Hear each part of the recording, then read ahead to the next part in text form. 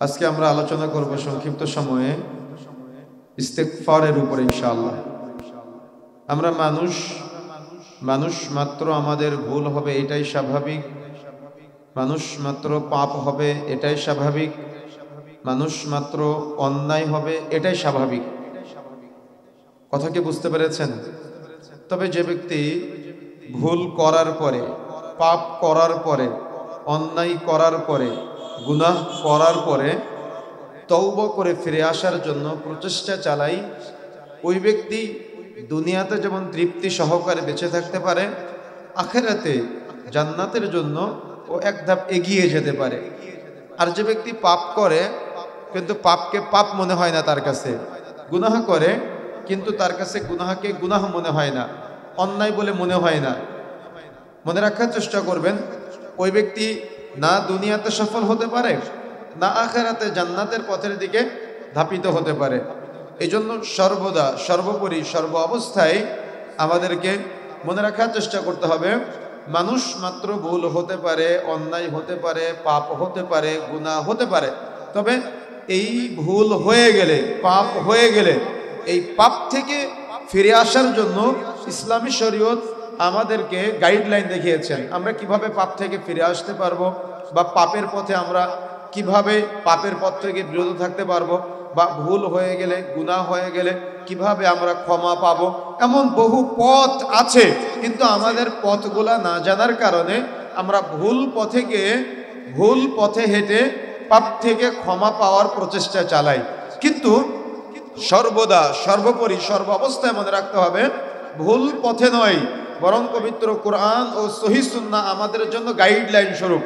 রাসূলুল্লাহ সাল্লাল্লাহু আলাইহি ওয়াসাল্লাম বিদায় হজ্জের ভাষণে ঘোষণা দিয়ে বলেছেন, তারাকতু ফিকুম আমরাইন লান তাদিল্লু মা তামাসসাকতুম বিহিমা কিতাবাল্লাহি ওয়া সুন্নাহ।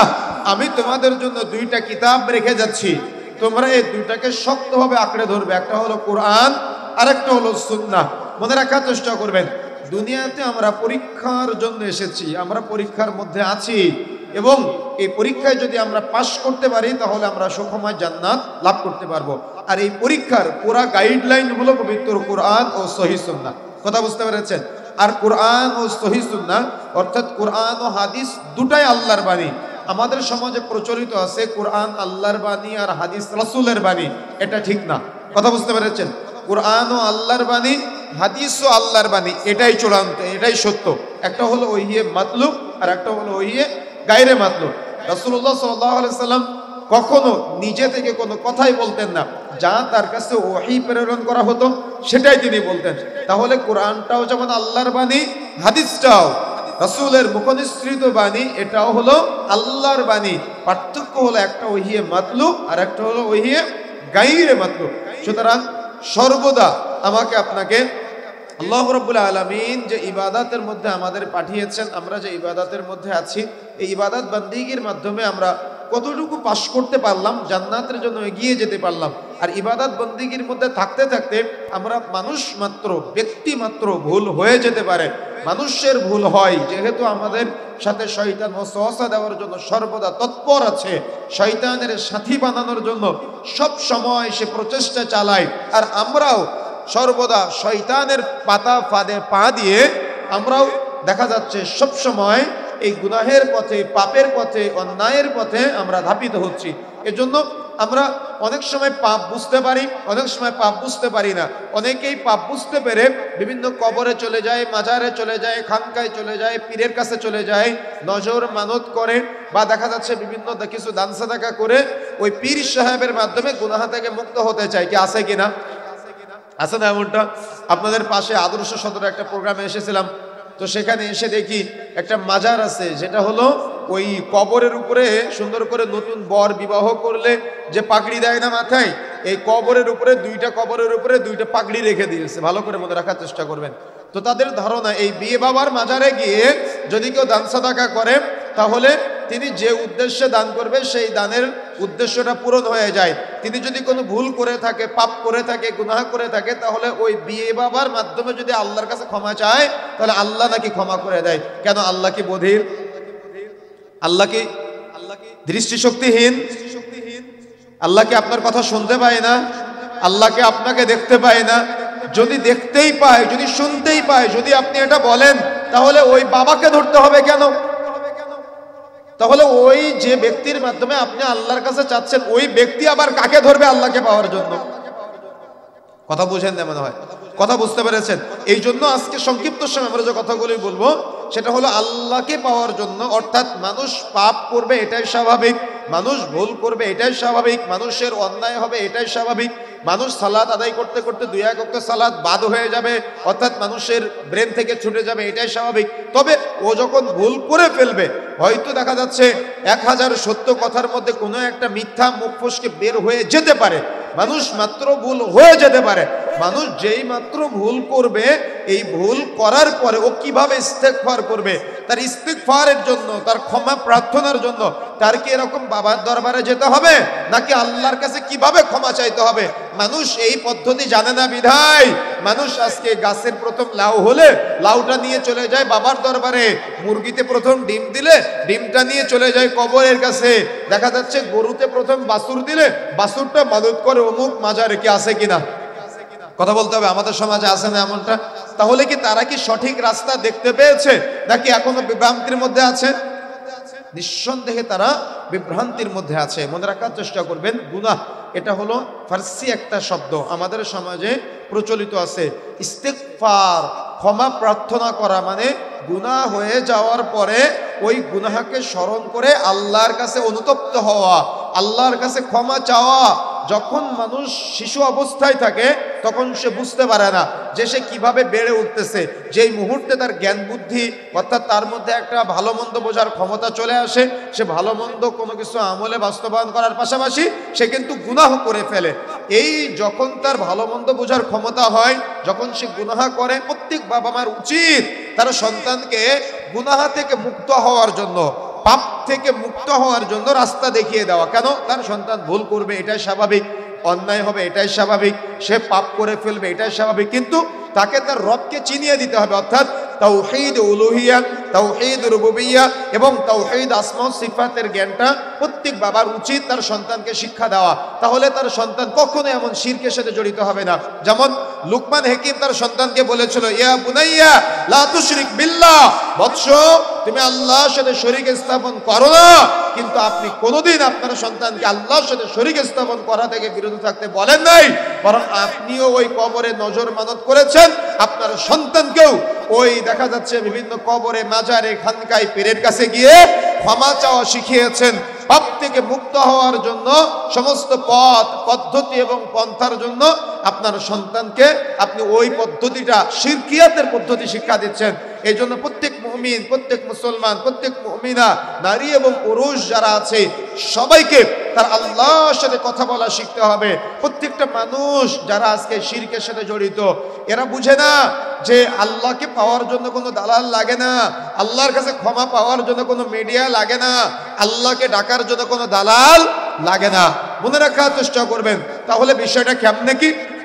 দেখেন, আপনি যখন নামাজে সূরা ফাতিহা পাঠ করেন তখন আপনি কি বলেন? ইয়াকা না'বুদু ওয়া ইয়াকা নাস্তাঈন। ইয়াকা শব্দের অর্থ কি? ইয়াকা শব্দের অর্থ হলো একমাত্র, কেবলমাত্র, শুধুমাত্র। না'বুদু, আল্লাহ তোমারই ইবাদত করি।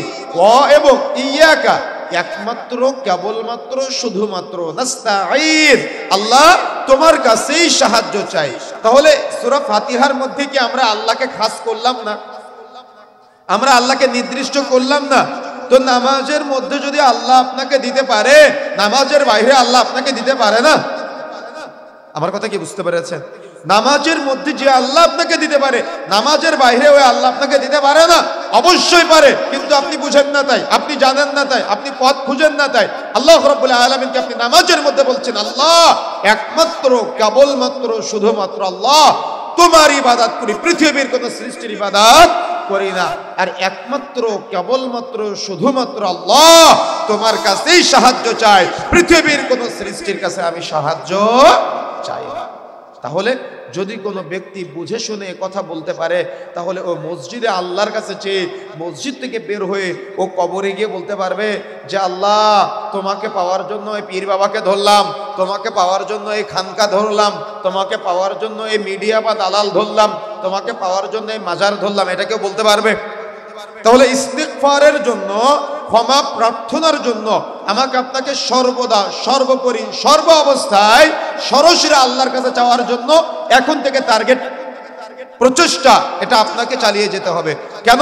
যত বেশি আপনি আল্লাহর সাথে কথা বলতে পারবেন, তত বেশি আপনি দুনিয়াতে তৃপ্তি সহকারে বেঁচে থাকা ব্যক্তিদের একজন অন্তর্ভুক্ত হবেন। আর যত বেশি আপনি আল্লাহর থেকে দূরে সরে যাবেন, তত আপনি দুনিয়ামুখী হয়ে যাবেন এবং পাপাচারের সাথে জড়িয়ে যাবেন, গুনাহের সাথে জড়িয়ে যাবেন, অন্যায়ের সাথে জড়িয়ে যাবেন। সালাতে আপনার মনোযোগ বসবে না, সিয়ামে আপনার মনোযোগ আসবে না, হজ করার জন্য আপনার মনোনিবেশ তৈরি হবে না, যাকাত দেওয়ার জন্য আপনার মনোনিবেশ তৈরি হবে না, দান সাদাকার জন্য আপনার কোনো ব্রেনের মধ্যে কোনো প্রসেসিং আসবে না। কেন? আপনার তো আল্লাহর সাথে কোনো কানেকশন নাই, আপনার তো আল্লাহর সাথে বন্ধুত্ব নাই। ওই ব্যক্তি সবচেয়ে বড় সফল কাম যে আল্লাহর সাথে বন্ধুত্ব স্থাপন করেছে, যার হৃদয়ের যত ব্যথা, যত ইচ্ছা, যত আশা, যত অনুভূতি, যত আকাঙ্ক্ষা, যত চাওয়া, যত পাওয়া, সব সে তার বন্ধুর সাথে, তার রবের সাথে, তার আল্লাহর সাথে, তার সৃষ্টিকর্তার সাথে, তার স্রষ্টার সাথে শেয়ার করতে পারে, কথোপকথন করতে পারে। ওই ব্যক্তি দুনিয়াতে সবচেয়ে বড় সফল ব্যক্তি। কিন্তু যে ব্যক্তি তার রবের সাথে কথা বলতে পারে না, ওই ব্যক্তির মতো হতভাগা, ওই ব্যক্তির মতো হতাশাগ্রস্ত ব্যক্তি দুনিয়াতে আর কেউ। এই জন্য সর্বদা, সর্বোপরি আমাকে আপনাকে আমার আপনার রবের সাথে, যিনি আমাকে সৃষ্টি করেছেন, যিনি আপনাকে সৃষ্টি করেছেন, তার সাথে আমার আপনার সম্পর্ক অটুট রাখতে হবে, তার সাথে আমার আপনার সম্পর্ক তৈরি করতে হবে, তার সাথে আমার আপনার কথা বলার জন্য পদ্ধতি খুঁজে বের করতে হবে যে আমি আমার রবের সাথে কিভাবে কথা বলতে পারি, কিভাবে ক্ষমা চাইতে পারি, কিভাবে ক্ষমা প্রার্থনা করতে পারি, আমার রবের দরবারে আমি কিভাবে পৌঁছাতে পারি। এজন্য কোন কোন পদ্ধতি রাসূলুল্লাহ সাল্লাল্লাহু আলাইহি ওয়াসাল্লাম শিক্ষা দিয়েছেন, আল্লাহ রাব্বুল আলামিন পথ দেখিয়েছেন, এই পথগুলো আমাদের খুঁজে বের করতে হবে। পারবো ইনশাআল্লাহ? বলেন পারবো ইনশাআল্লাহ? যারা আজকে আল্লাহকে না চিনে, যারা আজকে আল্লাহকে না জেনে, যারা আজকে আল্লাহকে না বুঝে, আজকে বিভিন্ন কবরের কাছে গিয়ে চান, মাজারের কাছে গিয়ে চান, খানকার কাছে গিয়ে চান, ওলিয়া উলিয়ার মাধ্যমে আল্লাহকে পেতে চান, তারা আজকের আলোচনা অত্যন্ত গুরুত্ব দিয়ে বোঝার চেষ্টা করবে যে আপনার পীরের কাছে যাওয়ার কোনো দরকার নাই, মাজারে যাওয়ার কোনো দরকার নাই, খানকায় যাওয়ার কোনো দরকার নাই। আরে খানকা, পীর, মাজার তো বহু দূরের কথা। সিলেটের শাহজালাল, শাহপরান, খুলনার খান জাহান আলী, রাজশাহীর শাহ মখদুম পীর তো বহু দূরের কথা। সৌদি আরবে গিয়ে মসজিদ নববীর কাছে গিয়ে যদি আপনি রাসূলের কবরের কাছে কোনো কিছু চান, সেটাও শিরক আকবার হবে। কথা কি বুঝতে পেরেছেন? কথা ক্লিয়ার? কেন? আল্লাহ হলেন স্রষ্টা আর নবী হলেন সৃষ্টি। আল্লাহ হলেন স্রষ্টা, রাসূল হলেন সৃষ্টি। এই স্রষ্টা আর সৃষ্টির মাঝখানে যদি আপনি কোনো মাধ্যম অবলম্বন করেন, পদ্ধতি অবলম্বন করেন, বা কোনো আপনি কানেকশন জুড়ে দেন, কানেকশন বলতে আল্লাহকে পাওয়ার জন্য কোনো মিডিয়া ধরেন, তাহলে অবশ্যই অবশ্যই সেটা শিরিক হয়ে যাবে। এই জন্য সর্বদা, সর্বোপরি আমাকে আপনাকে এভাবে বুঝতে হবে যে কোনো ব্যক্তির কাছে যাওয়া লাগে না। আমার রব আমাকে সৃষ্টি করেছে, আমার রব আমার সাথে কথা বলার জন্য আমাকে আহ্বান করে, আমি তো আমার রবের ডাকে সাড়া দেই না। কথা কি বুঝতে পেরেছেন? আমার রব আমাকে ডাকে, কিন্তু আমি তো এমন হতভাগা যে আমি আমার রবের ডাকে সাড়া দেওয়ার মতো আমার কোনো সময় আজকে নাই। কিন্তু আমার রব কিন্তু আমাকে আহ্বান করে। রাসূলুল্লাহ সাল্লাল্লাহু আলাইহি ওয়াসাল্লাম বলছেন, কুল্লা লাইলাতিন ইলাস সামাঈদ দুনিয়া, প্রত্যেক রাতের শেষ তৃতীয়াংশে আল্লাহ রাব্বুল আলামিন দুনিয়ার আসমানে নেমে আসেন, এসে বলতে থাকেন, বান্দা কে আছো? আমার কাছে ক্ষমা চাও, আমি তোমাকে ক্ষমা করে দিব। বান্দা কে আছো? আমার কাছে সাহায্য চাও, আমি তোমাদের সাহায্য করব। তোমার কি দরকার তুমি আমাকে বলো না, আমি তোমাকে সব দিয়ে দেব। আপনি সে রবকে চিনতে পারলেন না, আপনি সে আল্লাহকে চিনতে পারলেন না, আপনি আপনার সেই সৃষ্টিকর্তাকে চিনতে পারলেন না, যে রব আপনাকে আমাকে আহ্বান করে।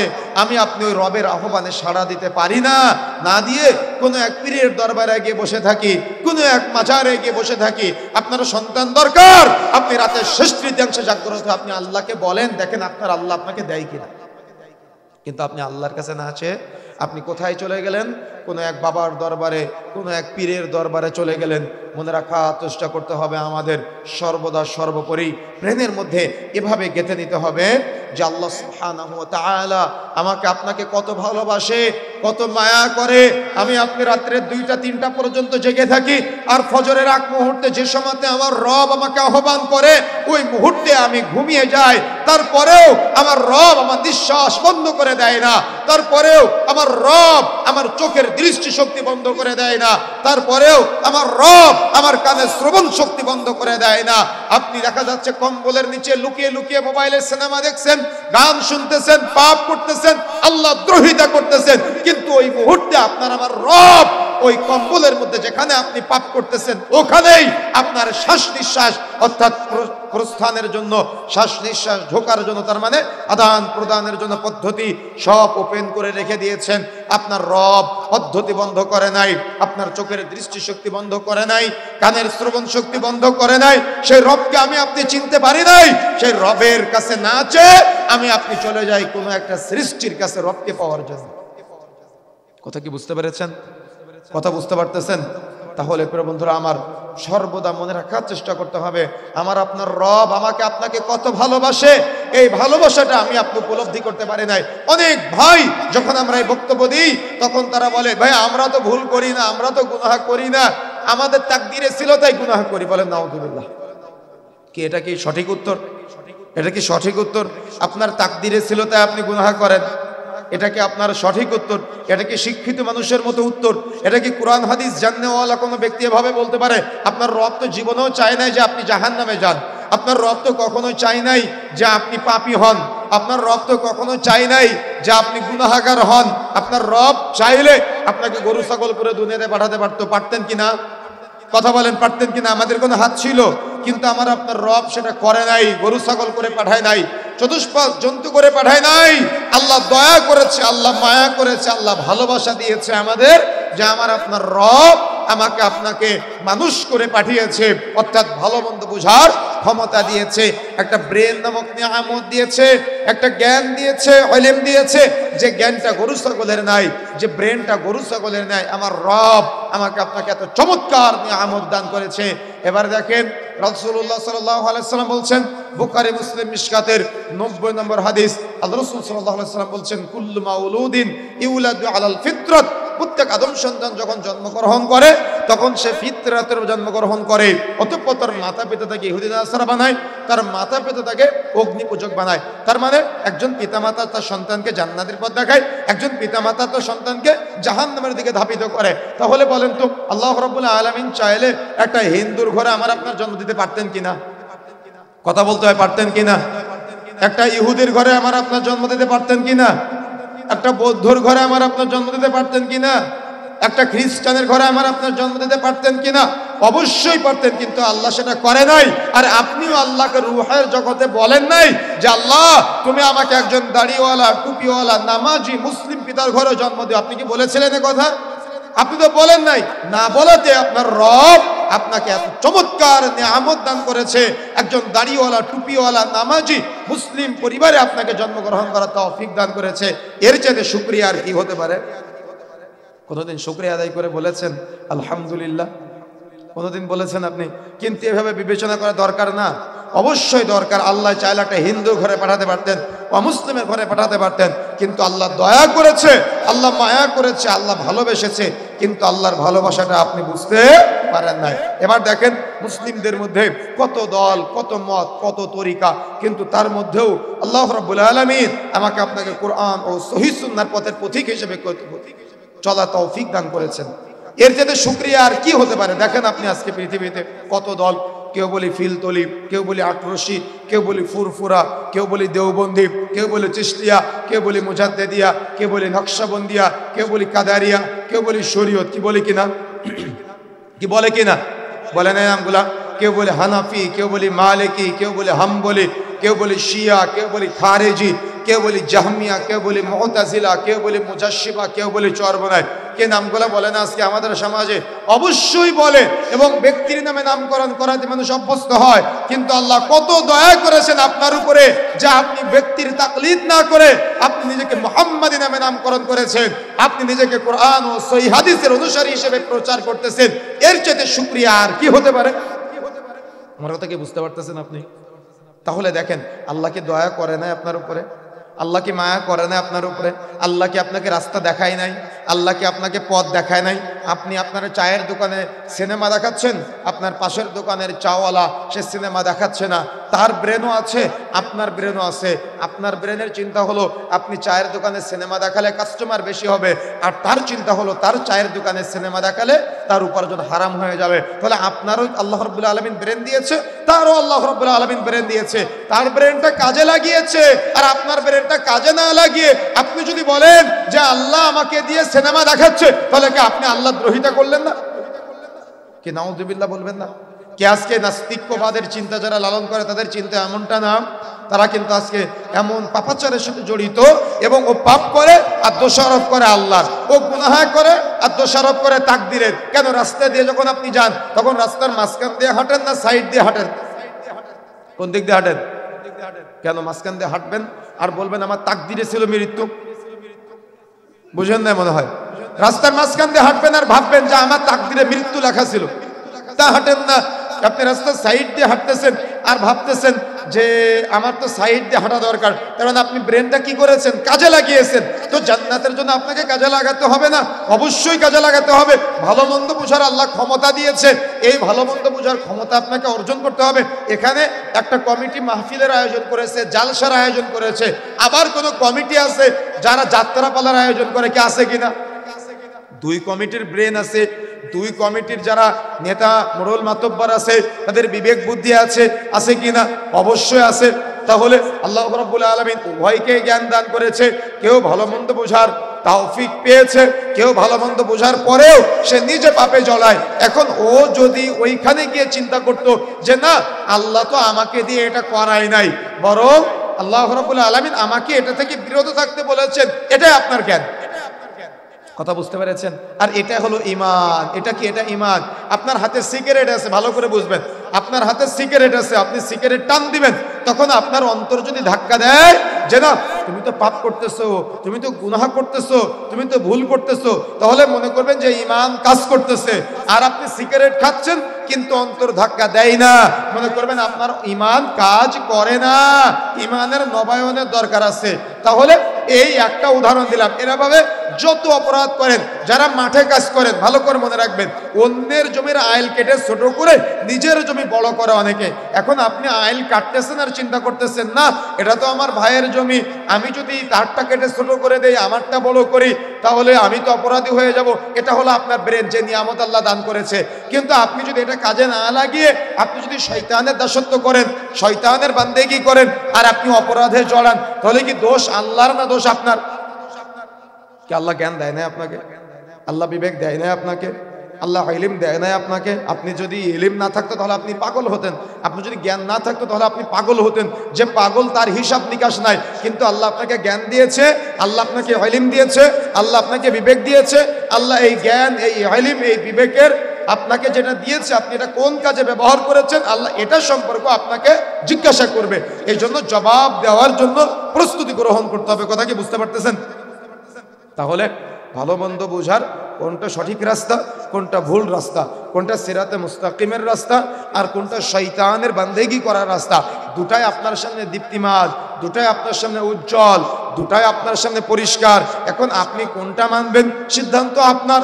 এখন আপনি যদি জাহান্নামের পথের দিকে যান তাহলে সেটাও আপনার সিদ্ধান্ত, যদি আপনি জান্নাতের পথে চলেন সেটাও আপনার সিদ্ধান্ত। বিবেচনা শক্তি আল্লাহ দিয়েছে, এই শক্তি দিয়ে আপনাকে বিবেচনা করতে হবে। এবার বুঝতে পেরেছেন বিষয়টা? তাহলে কখনো আল্লাহ আপনাকে জাহান্নামে দিতে চায় না, কখনো আল্লাহ আপনাকে ভুল পথের পথিক হিসেবে পরিচালিত করতে চায় না, যাতে করে আপনি ভুল পথে চলে না যান। এজন্য গাইডলাইন পাঠিয়েছেন। কোরআনটা হলো হুদা, পথ প্রদর্শক স্বরূপ আমাদের জন্য। কিন্তু আপনি কে তো কোরআনকে রাস্তা হিসেবে গ্রহণ করেন নাই, হাদিসকে রাস্তা হিসেবে গ্রহণ করেন নাই। কোরআনটা হলো বুরহান, কোরআনটা হলো দলিল, কোরআনটা হলো ফুরকান, কোরআনটা হলো সত্য এবং মিথ্যার পার্থক্যকারী, কিন্তু আপনি তো এভাবে গ্রহণ করেন নাই। তাহলে ব্যর্থ কে? ব্যর্থ আপনি নিজে। আমার কথা কি বুঝতে পারতেছেন? ব্যর্থ কি পাড়ার লোক? ব্যর্থ পাড়ার লোক না, ব্যর্থ আপনি নিজে। কেন? আপনি নিজেও কখনো মক্তবে যান নাই আর আপনার সন্তানকে মক্তবে পাঠান নাই। আপনিও কোরআন হাদিসের জ্ঞান অর্জন করেন নাই, সন্তানকে কোরআন হাদিসের জ্ঞান অর্জন করতে আপনি সহযোগিতা করেন নাই, বা আপনি রাস্তা দেখেন নাই। অপরাধ আপনি তাকে করতে সহযোগিতা করতেছেন। এই জন্য সর্বদা সর্বোপরি আমাকে আপনাকে এই গুনাহ থেকে বাঁচার জন্য, গুনাহ থেকে পরিত্রাণের জন্য, মানুষ মাত্র ভুল হতে পারে, তাই বলে ওই ভুলটা আবার আপনি আল্লাহর উপরে চাপাবেন না। আল্লাহ আপনাকে জ্ঞান দিয়েছে, জ্ঞান আপনার দেখা যাচ্ছে শয়তান ওয়াসওয়াসা দিয়েছে, আপনি ভুল করে ফেলেছেন, কিন্তু ওই ভুল থেকে বা ওই পাপ থেকে ফিরে আসার জন্য কিছু পথ আছে, কিছু পদ্ধতি আছে, কিছু তরিকা আছে। এই তরিকায় সুন্নাহ পদ্ধতিতে আমাকে আপনাকে ক্ষমা চাওয়ার জন্য প্রচেষ্টা চালাতে হবে। এর মধ্যে সবচাইতে প্রথম যে জ্ঞানটা অর্জন করতে হবে সেটা হলো তাওহীদের জ্ঞান। কেন? যদি কারো তাওহীদের জ্ঞান না থাকে তাহলে সে কিন্তু আল্লাহকে চিনতে পারবে না, সে আল্লাহর সাথে কথা বলতে পারবে না। যেমন আপনি নামাজে যখন সূরা ফাতিহা পাঠ করেন, যখন আপনি বলেন আলহামদুলিল্লাহি রাব্বিল আলামিন, সমস্ত প্রশংসা আল্লাহ তোমার জন্য, কি বলেন কিনা? বলেন সালাতে, বলেন কিনা?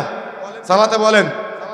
যখন আপনি সালাতে এটা বলেন তখন প্রত্যেক যতবার আপনি বলেন ততবার আল্লাহ আপনার কথাটা জবাব দেয়। আল্লাহ জবাব দিয়ে বলে হামিদানি আব্দি, আমার বান্দা আমার প্রশংসা করলো, বলেন সুবহানাল্লাহ। আচ্ছা, আল্লাহ রাব্বুল আলামিন আপনাকে 50 বছরের একটা জিন্দেগি দান করেছে, জীবন দান করেছে।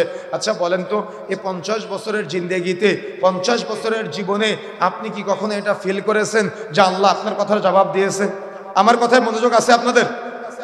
বক্তব্যে মনোযোগ আছে আপনাদের?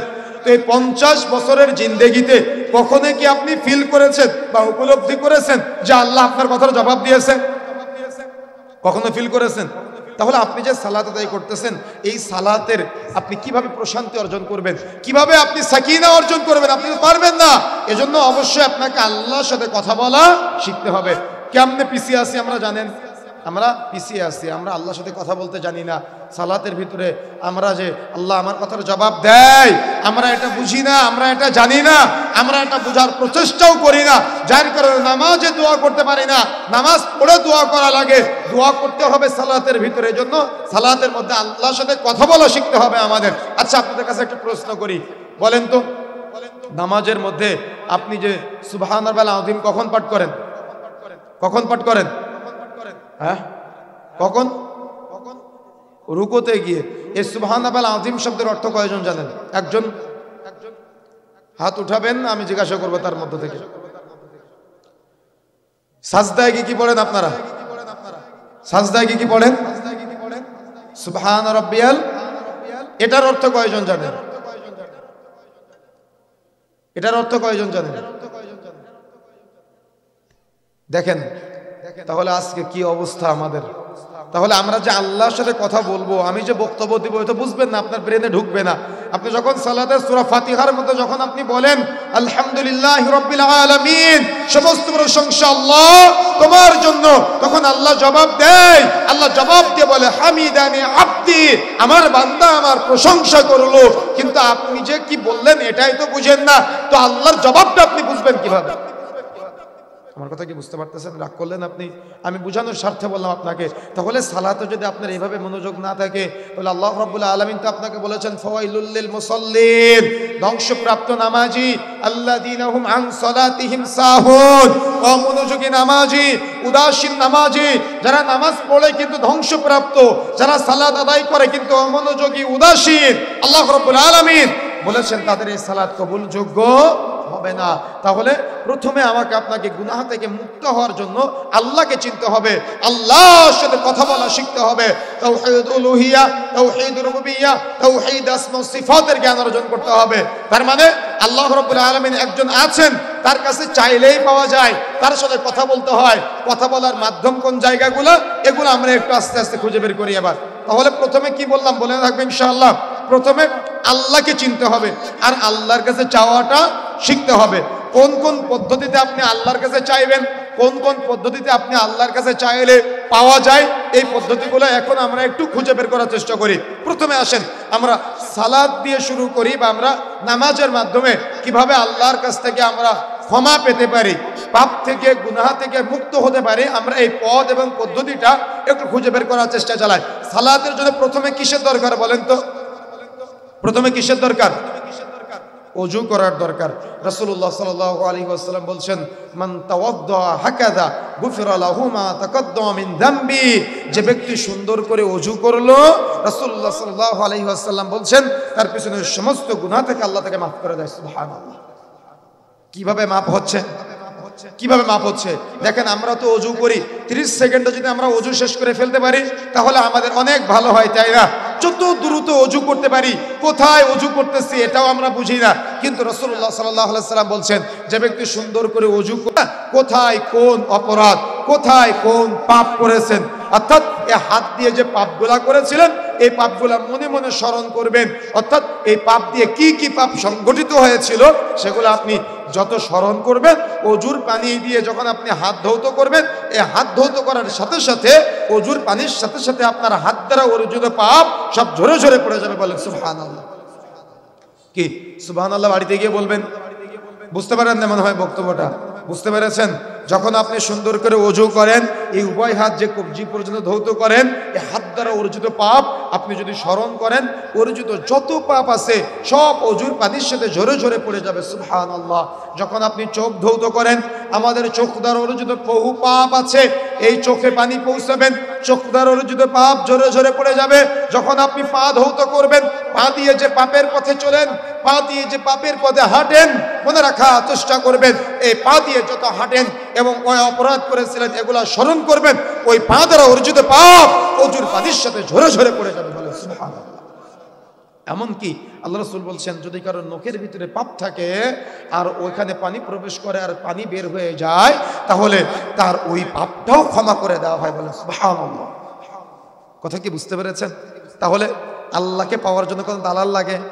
গুনাহ থেকে মুক্ত হওয়ার জন্য পীর সাহেবের কাছে যাওয়া লাগে? গুনাহ থেকে মাপ পাওয়ার জন্য কোনো মিডিয়া ধরা লাগে? এটা তো একটা অপশন দেখালাম। তার মানে আপনি ওযু করবেন আর আপনার ওযুর পানির সাথে পাপ জোরে জোরে পড়ে যাবে। মুমিন তো সেই যে ভুল করার পরে যখন ওযু করে তখন ও স্মরণ করে আর ওর পাপ যে জোরে জোরে পড়ে যায় ওটা ফিল করে, ওটা অনুধাবন করে, আরো ভাবে যে আমি ভুল করে ফেলেছি, আমি অন্যায় করে ফেলেছি, আমি গুনাহ করে ফেলেছি, আমার রবের কাছে আমি ওযু করতেছি আর স্মরণ করতেছি, আমার রাসূল বলেছে পাপ জোরে জোরে পড়ে যাবে। অবশ্যই ঝরে পড়বে ইনশাআল্লাহ। ইয়াকিন থাকতে হবে, বিশ্বাস থাকতে হবে, আত্মবিশ্বাস থাকতে হবে যে আমার পাপ ঝরে ঝরে পড়বে ইনশাআল্লাহ। কথা কি বুঝতে পেরেছেন? বিশ্বাস থাকতে হবে, তাওয়াক্কুল থাকতে হবে। আত্মবিশ্বাস যদি না থাকে তাহলে কিন্তু আপনি আবার অফার বা মর্যাদা পাবেন না। এই জন্য অবশ্যই যখন আজকে থেকে সুন্দর করে ওযু করবেন তখন সময় নিয়ে ওযু করবেন, হাত ধৌত করবেন, হাত দ্বারা অর্জিত যত পাপ আছে স্মরণ করবেন, মুখ ধৌত করবেন, মুখ দ্বারা অনেক সময় আমরা পাপের কথাবার্তাগুলো বলে ফেলি, মুখ ধৌত করবেন আর ওই পাপগুলো স্মরণ করবেন।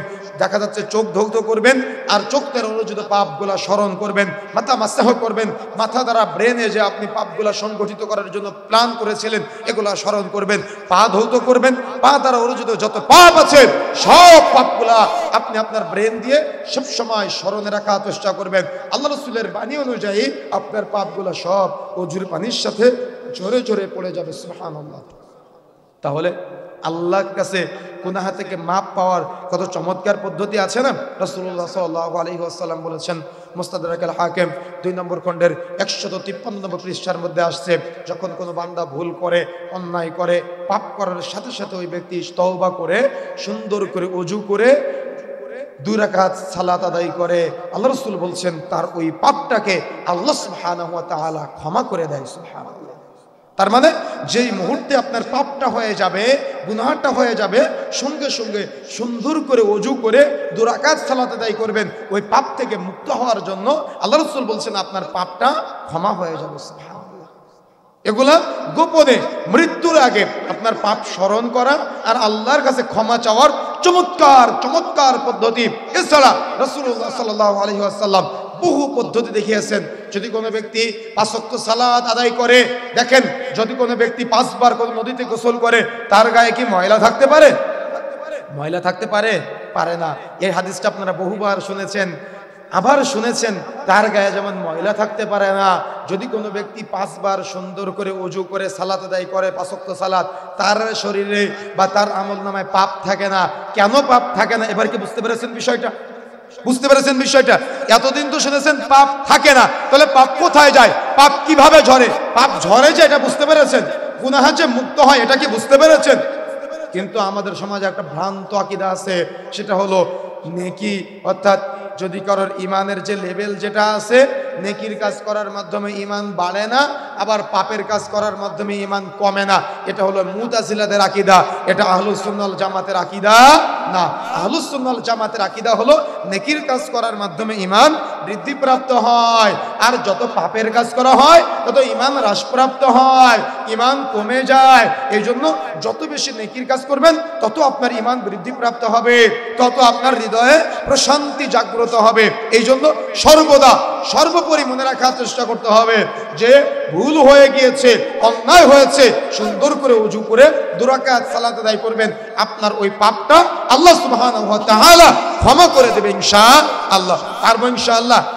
আপনি একদিন পাপ করার পরে এভাবে একটু অনুতপ্ত হয়ে দেখবেন আপনার কত ভালো লাগে, আপনার কত তৃপ্তি লাগে, অর্থাৎ আপনি আল্লাহর কাছে ক্ষমা চেয়েছেন, আপনি আল্লাহর কাছে মাপ চেয়েছেন। রাসূলুল্লাহ সাল্লাল্লাহু আলাইহি ওয়াসাল্লাম বলছেন এভাবে আপনি সালাতের মাধ্যমে যে পাপ থেকে মুক্ত হওয়ার যে পদ্ধতিগুলো আছে সেগুলো একটু আগে বলে নেই। আযান ও ইকামতের মধ্যবর্তী একটা সময় আছে, যে সময় যদি আপনি দোয়া করেন তাহলে আপনার দোয়াটা কবুল করা হয়। তার মানে আপনার মনের যত ইচ্ছা, আশা, অনুভূতি, আকাঙ্ক্ষা আছে সব আপনি সালাতে আগে আজান হয়ে যাবে, ইকামত হবে, আজান ও ইকামতের মধ্যবর্তী সময়ে আপনি আল্লাহর কাছে দোয়া করবেন, আপনার দোয়াটা কবুলযোগ্য। সুবহানাল্লাহ। কথা বুঝতে পেরেছেন? কিন্তু আপনি কি চেয়েছেন কোনো সময়? আমি তো আপনাকে চাইতে দেখি নাই, আমি তো আপনাকে আল্লাহর সাথে কথা বলতে দেখি নাই, আমি আপনাকে দেখেছি হতাশাগ্রস্ত হতে, কিন্তু আপনি এর সময়তে চেয়ে দেখেন না আপনার দোয়াটা কবুল হয় না, হয় কিনা, আপনার দোয়াটা কবুল হয় কিনা আপনি চেয়ে দেখেন না। আপনি না চেয়েই কেন হতাশ হয়ে যাচ্ছেন? আপনি না চেয়েই কেন হতাশ হয়ে যাচ্ছেন? না চেয়ে হতাশ হওয়া যাবে না, চাইতে হবে, চাওয়া শিখতে হবে। আজান ও ইকামতের মধ্যবর্তী সময়ে দোয়া করলে দোয়া কবুল হয়। আপনি সালাতে দাঁড়িয়েছেন, তাকবীরে তাহরিমা বেঁধে আপনি বুকে হাত বাঁধলেন, আপনি সানা পাঠ করলেন, সানা পাঠের পরে সূরা ফাতিহা পাঠের আগে দোয়া করলে দোয়া কবুল হয়, এটা দোয়া কবুলের জায়গা। সূরা ফাতিহা পাঠ করলেন, সূরা ফাতিহা পাঠ করা শেষ করে আপনি আমিন বললেন। আন আবি হুরায়রা রাদিয়াল্লাহু তাআলা আনহু قال كان رسول الله صلى الله عليه وسلم إذا فرغ من قراءة أم القرآن رفع صوته وقال آمين। আবু হুরায়রা রাদিয়াল্লাহু তাআলা আনহু বলেছেন, আমি রাসূলের সাথে সালাত আদায় করেছি, তিনি যখন সালাতে দাঁড়াতেন, সূরা ফাতিহা পাঠ করা সমাপ্ত করতেন, তখন কণ্ঠস্বর উঁচু করতেন ও আমিন বলতেন। এ মর্মে সবচেয়ে মর্যাদাপূর্ণ যে হাদিসটি বর্ণিত হয়েছে সহিহ বুখারী পর্ব 10 অধ্যায় 111 হাদিস নম্বর 812, ইদা আম্মানাল ইমাম ফাআমিনু ফাইন্নাহু মান আফাকা তা'মিনুহু তা'মিনাল মালাইকাতি গুফিরা লাহু মা তাকাদ্দামা মিন যামবি। ইমাম যখন আমিন বলে তখন তোমরাও আমিন বলো, কেন যারা আমিন বলা আর ফেরেশতাদের আমিন বলা এক হয়ে যায়, তার পিছনের গুনাহ থেকে তাকে মুক্ত করে দেওয়া হয়। বলে সুবহানাল্লাহ। তাহলে পাপ থেকে মুক্ত হওয়ার জন্য, গুনাহ থেকে মুক্ত হওয়ার জন্য, অন্যায় ভুল করে ফেলেছেন মুক্ত হওয়ার জন্য কত পথ আছে। সূরা ফাতিহা পাঠ করা শেষ করলেন, আপনি ইমাম সাহেব আমিন বলবেন, আপনিও আমিন বলবেন। এমনকি হাদিসের শব্দ এমনটা লাজ্জাতুন, মসজিদের ভিতরে ঘুম ঘুম আওয়াজ হতো, আপনি সহিহ হাদিস অনুযায়ী আমল করবেন। আল্লাহ রাসূল সাল্লাল্লাহু আলাইহি ওয়াসাল্লাম বলেছেন যে আপনার আমিন বলা আর ফেরেশতাদের আমিন বলা যদি এক হয়ে যায়, তার পিছনের সমস্ত গুনাহ থেকে তাকে মুক্ত করে দেওয়া হবে। সুবহানাল্লাহ। সিদ্ধান্ত আপনার, চিন্তা আপনার, পথ দেখিয়ে দিয়ে গেলাম। এখন আপনি আপনার তরিকাটা মানবেন, নাকি আপনি রাসূলের পদ্ধতি অনুযায়ী আপনি গুনাহ থেকে মুক্তির জন্য আপনি এই পদ্ধতিগুলো অ্যাপ্লাই করবেন, নাকি আপনি মাজারে যাইবেন, নাকি আপনি খানকায় যাইবেন, নাকি আপনি সরাসরি আল্লাহর কাছে চাইবেন। আল্লাহকে পাওয়ার জন্য কোনো মিডিয়া লাগে না, আমি এটা আপনাকে বুঝাচ্ছি। ইস্তেগফারের কত পদ্ধতি আছে, ক্ষমা চাওয়ার কত পদ্ধতি আছে, কত পন্থা আছে। এই পথ এবং পদ্ধতি বাদ দিয়ে আপনি কেন ভুল পথে গেলেন? আপনি কেন বেদাতি পদ্ধতিতে গেলেন? আপনি কেন শিরকি পদ্ধতিতে গেলেন? আরে কত পথ নিবেন, কত পদ্ধতি নিবেন আপনি জান্নাত লাভের জন্য? মনে রাখার চেষ্টা করবেন। আপনি সূরা ফাতিহা পাঠ করা শেষ করে আমিন বললেন, এই তো ফজিলতটা বুঝতে পারলেন। সূরা ফাতিহার পরে আরেকটা সূরা মিলালেন, রুকুতে যাওয়ার আগে দোয়া করলে দোয়া কবুল হয়, দোয়া কবুল করা হয়। এটা দোয়া করতে পারেন চাইলে। আপনি রুকুতে গেলেন, রুকুর নির্দিষ্ট দোয়া আছে, দোয়া পাঠের পরে লম্বা সময় রুকুতে গিয়ে আপনি আল্লাহর সাথে কথা বলতে পারেন, আল্লাহর কাছে চাইতে পারেন। রুকু থেকে উঠলেন, সামিআল্লাহু লিমান হামিদা। ইমাম সাহেব যখন সামিআল্লাহু লিমান হামিদা বলে, মুসাল্লিরা যদি রব্বানা লাকাল হামদ বলে বা বিভিন্ন হাদিসের রওয়ায়াতে আলাদা আলাদা বর্ণনা এসেছে, যদি এটা পাঠ করে আর ফেরেশতাদের বলে এক হয়ে যায়, তার পিছনের গুনাহ থেকে তাকে মুক্ত করে দেওয়া হয়। সুবহানাল্লাহ। গফিরাল্লাহু মা তাকাদ্দামা মিন যামবি। মনে রাখার চেষ্টা করতে হবে, আমাদের এই পদ্ধতিগুলো আমরা না জানার কারণে নামাজের মধ্যে গুনাহ থেকে মুক্তির জন্য আমরা কোনো প্রার্থনা করতে পারি না। অথচ রুকুতে গিয়েছেন, রুকুতে গিয়ে রুকুর নির্দিষ্ট দোয়া পাঠের পরে যত মনের চাওয়া পাওয়া আছে সব আপনি আল্লাহর কাছে করতে পারেন। রুকু থেকে উঠে নির্দিষ্ট দোয়া পাঠের পরে দোয়া করা যায়। আপনি সাজদায় যাবেন, আরে পুরো সাজদাতে চাওয়ার জায়গা, আল্লাহর সাথে কথা বলার জায়গা, কিন্তু একজন হাত উঠাতে পারলেন না যে সাজদায় গিয়ে কি বলতে হয়, এটার অনুবাদ আপনারা জানেন কিনা। তাহলে আমার আপনার মতো হতভাগা আর কেমন ব্যক্তি আছে? মনে রাখার চেষ্টা করবেন, আগামীকাল সকাল হতে হতে দুনিয়াবি কি দিমাগ আমাদের সামনে দেখাবেন না, দুনিয়াবি মর্যাদা টাকা পয়সার অহংকার আমাদের দেখাবেন না। আগামীকাল সকাল হতে হতে সালাতের মধ্যে কি তিলাওয়াত করেন এটা জেনে বুঝে তিলাওয়াত করার জন্য ইমাম সাহেবের কাছে গিয়ে শিখে নেওয়ার চেষ্টা করবেন। রুকুতে গিয়ে আপনি আর রবের কাছে চাইলে যেটা চাইবেন সেটাই আপনার রব আপনাকে দিবে। সাজদা আল্লাহর সাথে কথা বলার জায়গা, কিন্তু আপনি সাজদায় আল্লাহর সাথে কথা বলেন না, আপনি হুটহাট সাজদায় গিয়ে হুটহাট উঠে আসেন, 2 সেকেন্ডের মধ্যে আপনার সাজদা হয়ে যায়। সাজদার নির্দিষ্ট ছোট ছোট যে দোয়াগুলো আছে এই দোয়াগুলো আপনি পাঠ করেন না। মনে রাখার চেষ্টা করবেন, সাজদার নির্দিষ্ট দোয়া পাঠের পরে লম্বা সময় আল্লাহর সাথে কথা বলা যায়। আরে সাজদা তো আল্লাহর সাথে কথা বলারই জায়গা, এখানে আল্লাহর সাথে কথা বলতে হয়, কিন্তু সাজদায় আপনি আল্লাহর সাথে কথা বলতে পারলেন না। মনে রাখার চেষ্টা করতে হবে, এটা হলো আপনার ব্যর্থতা, এটা হলো আপনার ভুল। এজন্য সাজদা আল্লাহর সাথে কথা বলা শিখতে হবে। যত হৃদয়ের ইচ্ছা আশা অনুভূতি আছে সব আল্লাহর সাথে কথা বলতে হবে। এখন জানাজা হবে। আচ্ছা, আমি আলোচনাটা গুটায় নিয়ে আসি। হ্যাঁ, তাহলে এক জায়গায় রাখেন, আমরা সালাত শেষে জানাজা সালাত আদায় করি ইনশাআল্লাহ।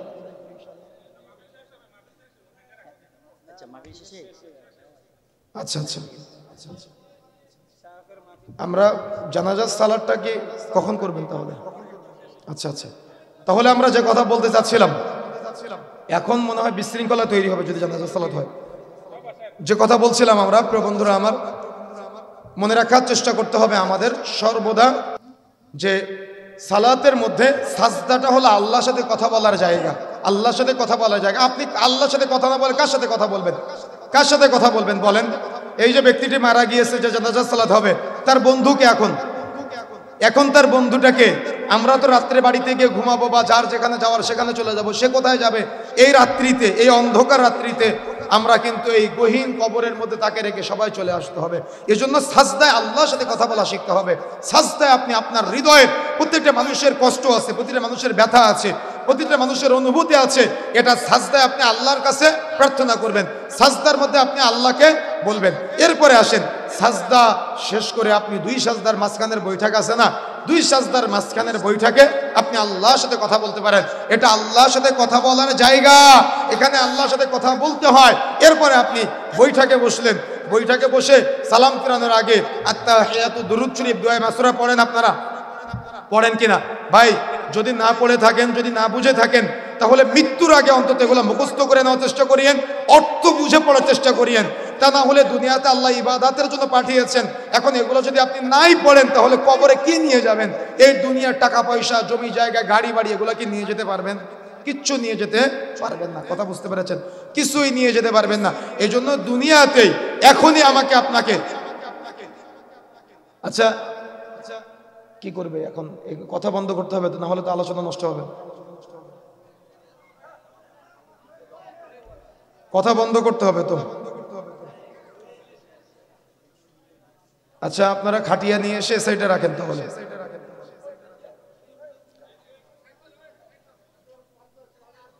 একটু সাইড দেন, আপনারা এখানে সাইড দেন, লাশ নিয়ে যেতে সহযোগিতা করেন।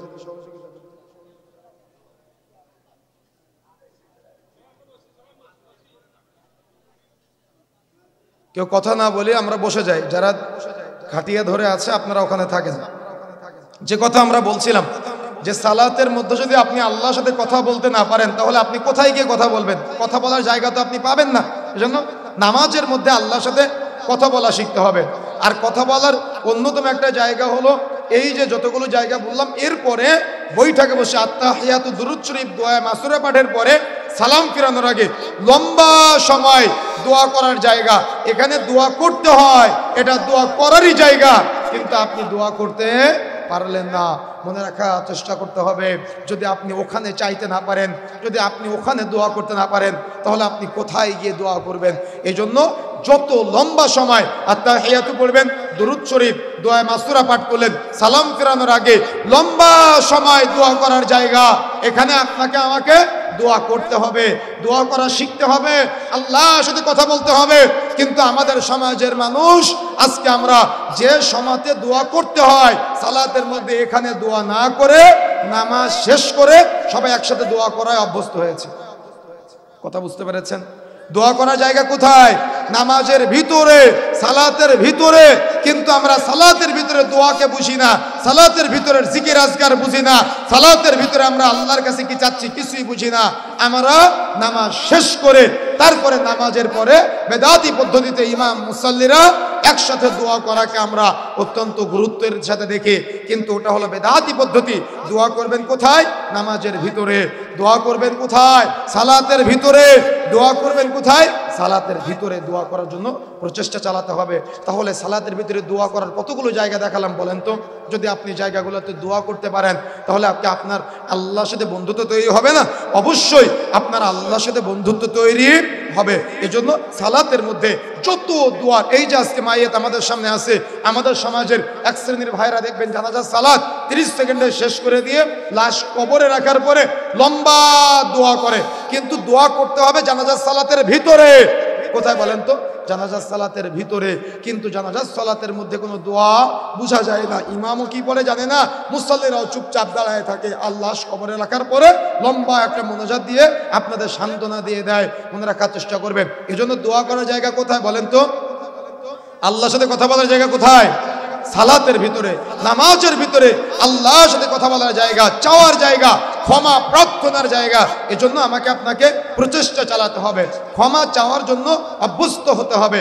এজন্য প্রিয় বন্ধুরা আমার, সর্বদা আমার আপনার ব্রেনকে সাফ রাখতে হবে যে আমি সালাতে যখন দাঁড়াবো তখন এটা আমার আল্লাহর সাথে কথা বলার জায়গা, আল্লাহর কাছে চাওয়ার জায়গা। আমার চাইতে হবে কার কাছে? আল্লাহর কাছে। ক্ষমা চাইতে হবে কার কাছে? আল্লাহর কাছে। হৃদয়ের ইচ্ছা, আশা, অনুভূতি যা কিছু আছে সব আল্লাহর কাছে। সবচাইতে বড় কথা মনে রাখার চেষ্টা করবেন, ফরজ সালাতের পরে গুরুত্বপূর্ণ একটা জায়গা আছে যেখানে আপনি আল্লাহর সাথে কথা বলতে পারেন, সেটা হলো রাতের শেষ তৃতীয়াংশ। ওই যে বলেছিলাম আলোচনার শুরুতে, মনে আছে? কুল্লা লাইলাতিন ইলা সামাঈদ দুনিয়া, প্রত্যেক রাতের শেষ তৃতীয়াংশে আল্লাহ দুনিয়া আর আসমানে নেমে আসেন, এসে বলতে থাকেন, বান্দা কে আসো, আমার কাছে ক্ষমা চাও, আমি তোমাকে ক্ষমা করে দিব। আমার কাছে সাহায্য চাও, আমি তোমাকে সাহায্য করব। তোমার কি দরকার তুমি আমাকে বলো না, আমি তোমাকে দান করব। আপনি তাহাজ্জুদের 2 রাকাত সালাত আদায় করে আপনি একাকী 2 হাত তুলে আল্লাহর কাছে আপনার যত চাওয়া আছে সব আপনি আল্লাহকে বলেন। মারা যাওয়ার আগে, কোথায় যাওয়ার আগে? কবরে যাওয়ার আগে, মৃত্যুবরণ করার আগে। এখন আমাদের হৃদয়তে এতটাই পাষাণ হয়ে গিয়েছে, এতটাই শক্ত হয়ে গিয়েছে যে লাশ সামনে থাকার পরেও আমাদের ভিতরে কোনো অনুভূতি কাজ করে না। আমাদের হৃদয় কতটা কঠোর হয়ে গিয়েছে আজকে। এজন্য আজকে বলে যায়, এ দুনিয়াবী জীবন চিরজীবন থাকার জন্য না, চলে যেতে হবে, মৃত্যুর স্বাদ গ্রহণ করতে হবে। মৃত্যুবরণ করার আগে আল্লাহর সাথে কথা বলা শিখতে হবে। আল্লাহর সাথে যে ব্যক্তি বন্ধুত্ব করতে পারে সেই তো সফল। আর আল্লাহর সাথে বন্ধুত্ব করার জায়গা হলো সালাতের ভিতরে, নামাজের ভিতরে। এটা হলো সালাতের প্রসেসিংটা বললাম। এখন আসেন, আপনি মৃত্যুবরণ করার আগে গুনাহ থেকে পরিত্রাণের জন্য, পাপ থেকে মারজানার জন্য, ভুল করে ফেলেছেন তওবার জন্য রাস্তা খুঁজতেছেন, মনে রাখার চেষ্টা করবেন।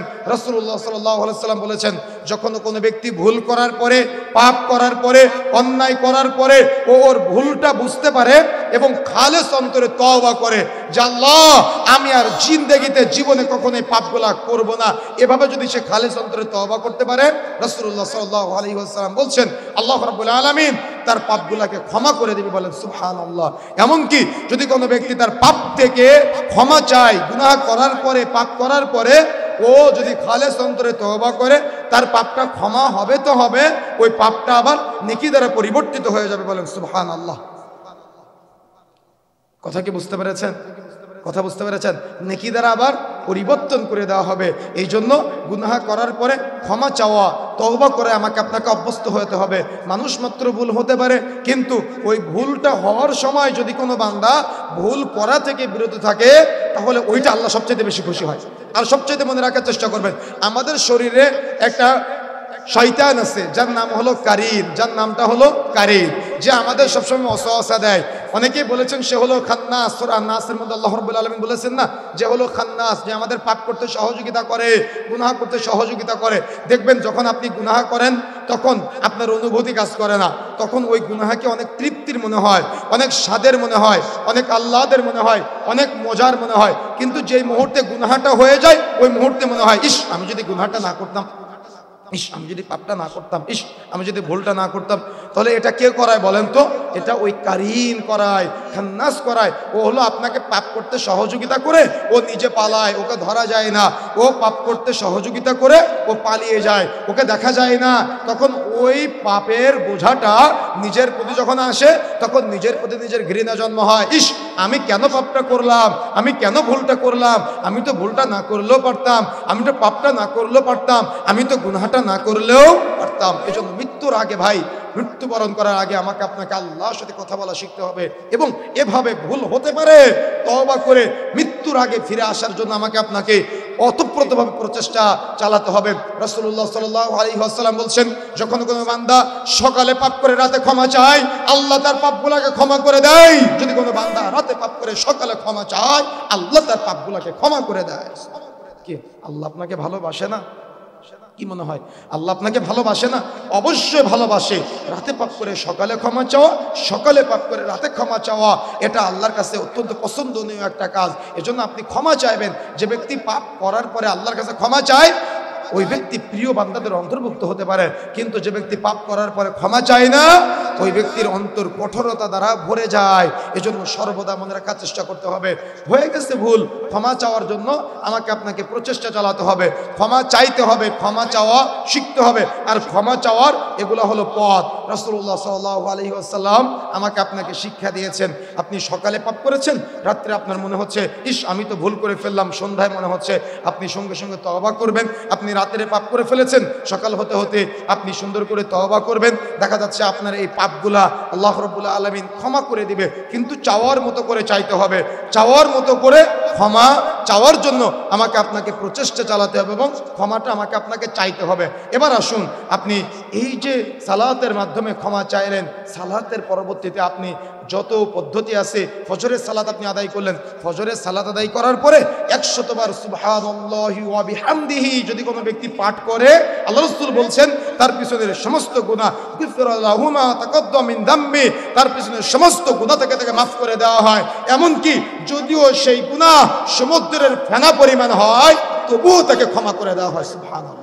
রাসূলুল্লাহ সাল্লাল্লাহু আলাইহি ওয়াসাল্লাম বলছেন, যদি কোনো ব্যক্তি ফজরের সালাত আদায় করার পরে 100 বার লা ইলাহা ইল্লাল্লাহ আর 100 বার সুবহানাল্লাহ পাঠ করে, তাহলে গুফিরা লাহু মা তাকাদ্দাম মিন দাম্বি, তার পিছনের সমস্ত গুনাহ থেকে তাকে মাফ করে দেওয়া হয়। এমনকি যদি তার পাপটা সমুদ্রের ফেনা পরিমাণ হয়, তবুও তাকে মাফ করে দেওয়া হয়। সুবহানাল্লাহ। কি তাহলে আমরা কতগুলো পদ্ধতি বললাম, এটা তো সালাতের মধ্যে, এবং সালাতের পরবর্তী সময়ে আমরা কিছু কথা বললাম।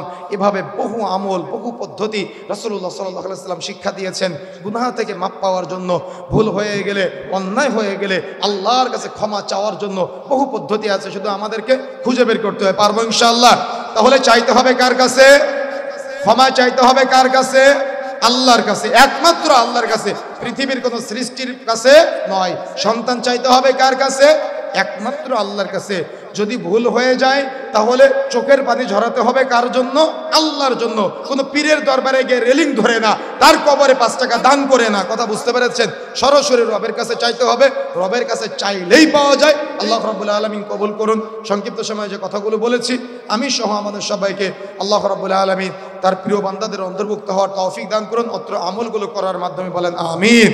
এই আশা, এই দাবি, এই দোয়া ব্যক্ত রেখে আজকে সংক্ষিপ্ত সময়ের আলোচনা আমরা এখানে সমাপ্ত করছি। আমরা যারা একসাথে আছি, আল্লাহ রাব্বুল আলামিন আমাদের সবাইকে এভাবে যদি কোনো একদিন একসাথে বসে জান্নাতে গল্প করার তৌফিক দান করেন, বলেন আমিন।